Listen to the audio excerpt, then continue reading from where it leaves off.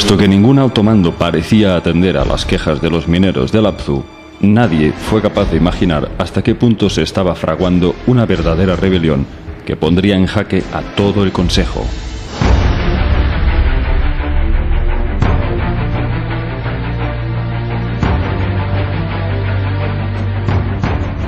El primero en darse cuenta del problema fue Ninurta, el hijo del gran líder Enlil.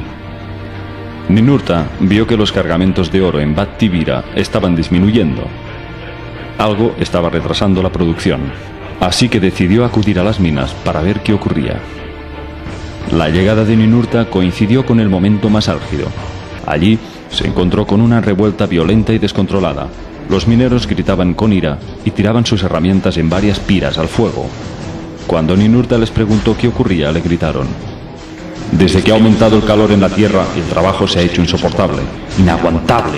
Nosotros somos astronautas, no mineros». Ninurta intentó frenar las hostilidades, pero fue inútil. Los mineros se abrieron paso hasta la salida de las minas, gritando que ya no volverían al trabajo. Asustado, Ninurta avisó a Enki. «Convoquemos a Enlil», gritó Enki. Una vez que Enlil fue informado de aquel motín, se instaló en una vivienda muy próxima a las excavaciones de Lapzu para determinar una posible solución. Sin embargo, en cuanto los mineros supieron que Enlil estaba cerca, se apiñaron como un ejército y, armados con hachas y antorchas, decidieron dirigirse hacia la casa de Enlil para exigirle el cese de las minas. «Vamos a enervar a Enlil en su morada, que nos libere del duro trabajo».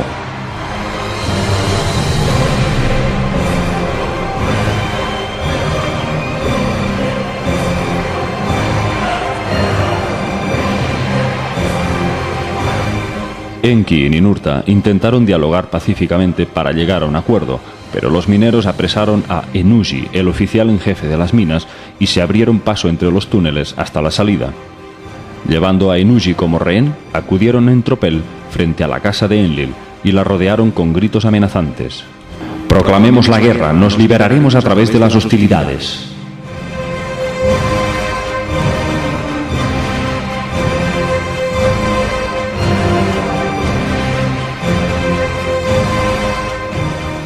Cuando el guardián de Enlil vio llegar a toda la multitud con antorchas, irrumpiendo en plena noche, atrancó la puerta y avisó a Nusku, el visir de Enlil.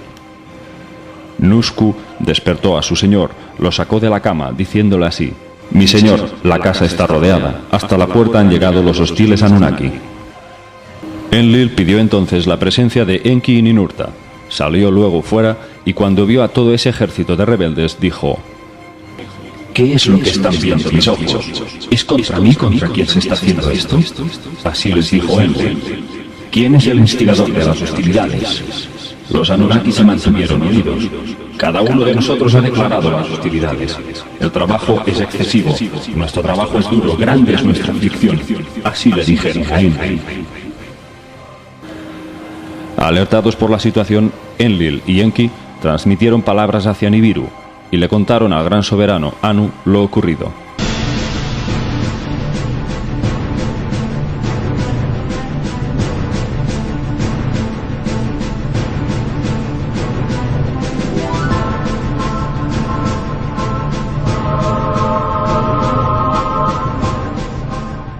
Pero Anu, lejos de hacerse cargo de la gravedad del motín, respondió: «Hay que obtener oro, el trabajo debe continuar». Entonces Enlil preguntó a los mineros quién había sido el instigador de aquella revuelta, con intención de sentenciarlo a un severo castigo para escarmentar al resto. Pero no solo no obtuvo ningún nombre, sino que las hostilidades aumentaron.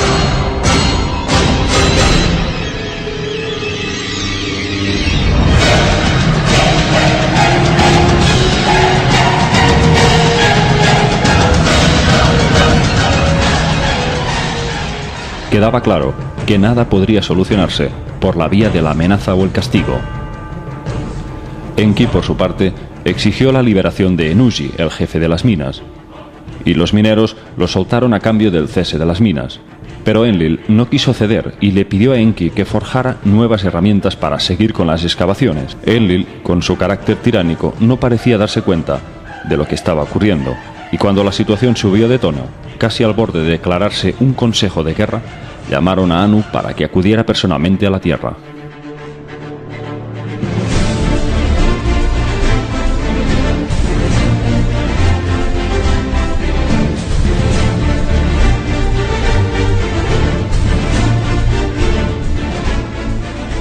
Una vez estuvieron todos los líderes reunidos, se celebró una asamblea extraordinaria para debatir las posibles alternativas. Anu escuchó en primera persona las quejas de los mineros y les dio la razón, admitiendo su falta de sensibilidad. El gran rey cedió y ordenó el cierre total de las minas. Llegados a este punto, una pregunta seguía acechando a todos. ¿Qué hacer ahora? Los Anunnaki seguían necesitando el oro con urgencia. Interrumpir el suministro de oro significaba condenarse al desastre absoluto. Según los cálculos de Sitchin, los dioses Anunnakis se hallaron debatiendo esta disyuntiva hace unos 300.000 años. Así pues, en plena asamblea, Enki se puso de pie para proponer una alternativa viable para el problema. Pero antes de su intervención, solicitó la presencia de su sabio hijo Ningishida. Ningishida significa Señor del Árbol de la Vida, un dios que custodiaba todos los secretos divinos de las ciencias de la genética y la biomedicina. Enki le había conferido a Ningishida todos sus secretos, incluida la envidiada habilidad de resucitar a los muertos. Ningishida era representado con las dos serpientes entrelazadas que designaban las dos hélices del ADN, que luego pasó a ser el símbolo de la medicina, el caduceo. Más adelante, en la cultura egipcia, Ningishida fue venerado como el dios de la alta magia, Thoth. Una vez que Ningishida acudió a la asamblea, Enki se retiró unos instantes para deliberar a solas con su hijo. Después, Enki se dirigió ante el consejo y dijo lo siguiente: es posible una solución. Creemos un Lulu, un trabajador primitivo, para que se ocupe del trabajo más duro, que ese ser cargue sobre su espalda el duro trabajo de los Anunnaki. Asombrados quedaron los líderes asediados. Ciertamente se quedaron sin palabras.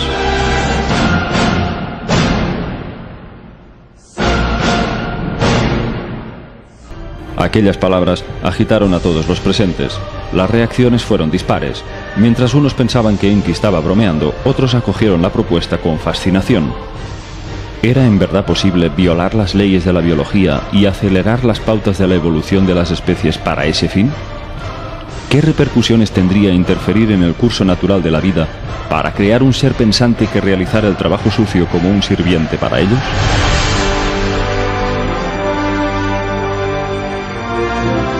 ¿Era espiritualmente lícito jugar a ser dioses?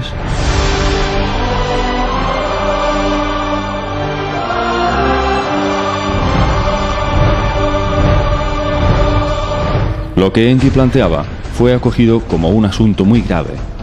Otros, en cambio, vieron posibilidades infinitas para hacer un uso adecuado que resolviera el gran atolladero en el que estaban. Grandes preguntas surgieron, y muchos fueron los dilemas morales y las dudas que encendió aquella arriesgada opción. Todos preguntaron a Ninhursag, la más cualificada e instruida doctora, si aquello que decía Enki era viable. ¿Acaso hay alguien aquí que haya oído hablar de eso?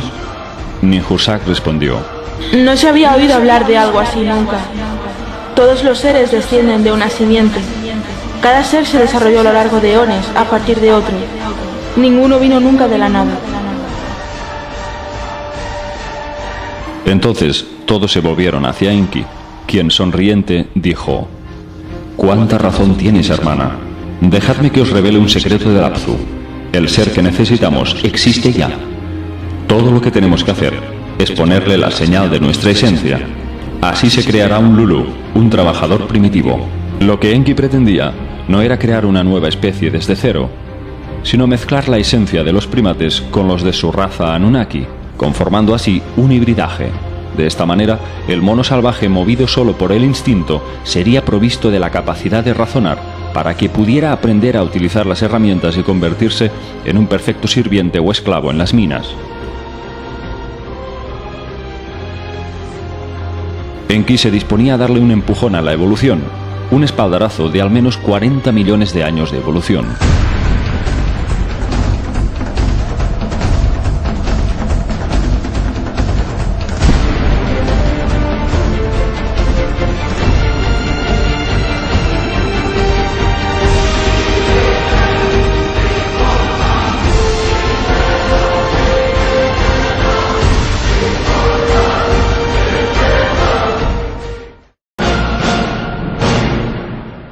Pero ¿cuáles serían las consecuencias de este arriesgado experimento?